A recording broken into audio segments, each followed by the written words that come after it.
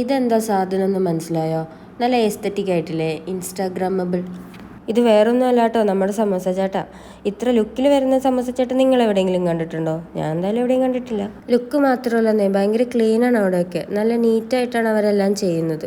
ഒരുപാട് varieties of ചാട്ടും അവിടെ available ആണ്.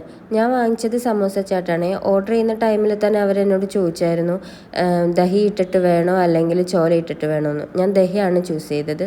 പിന്നെ അതിൻ്റെ കൂട്ടത്തിലൊരു ആലു ടിക്കി ചാട്ടും കൂടി വാങ്ങിച്ചിട്ടുണ്ടായിരുന്നു. അത് ചോല ഇട്ടിട്ടാണ് ഞങ്ങൾ വാങ്ങിയത്. എന്ത് ഭംഗിയായിട്ടാണല്ലോ ഓരോ പ്ലേറ്റും കൊടുക്കുന്നത്. നമുക്ക് കാണാവുന്ന പോലെയാണ് അവിടെ എല്ലാ ഫുഡും പ്രിപ്പയർ ചെയ്യുന്നതും സെർവ് ചെയ്യുന്നതും ഒക്കെ. ഓക്കെ, ക്വാളിറ്റിയുടെ കാര്യം കഴിഞ്ഞു. ഇനി ക്വാണ്ടിറ്റി. നിങ്ങൾക്ക് തന്നെ കാണാം എന്തോരം ഓരോ സാധനവും കോരി ഒഴിക്കുന്നത്. സമോസ ചാട്ട് ഒരു പ്ലേറ്റിന് 110 റേറ്റും വരുന്നുള്ളൂ. ശരിക്കും പറഞ്ഞാൽ ഇതൊരു സ്നാക്കായിട്ടല്ല, നമുക്കിത് വേണമെങ്കിൽ ഒരു മീലായിട്ട് തന്നെ കഴിക്കാം. ഈ ഒരു പ്ലേറ്റ് കഴിക്കുമ്പോൾ തന്നെ നമ്മുടെ വയറ് നിറയും. പിന്നെ ഒരുപാട് പേര് ഇവരുടെ ലസ്സി വാങ്ങി കുടിക്കുന്നുണ്ടായിരുന്നേ. എനിക്ക് എന്തോ ലസ്സിയുടെ ടേസ്റ്റ് അത്ര ഇഷ്ടമല്ലാത്തതുകൊണ്ട് ഞാൻ അത് വാങ്ങിയില്ല. ഇതാണ് ആലു ടിക്കി ചാട്ട്. ഇതും നല്ല ക്വാണ്ടിറ്റിയിൽ തന്നെയാണ് വരുന്നത്. ചോല ഇട്ടിട്ടാണ് ഇത് എടുത്തിട്ടുള്ളത്.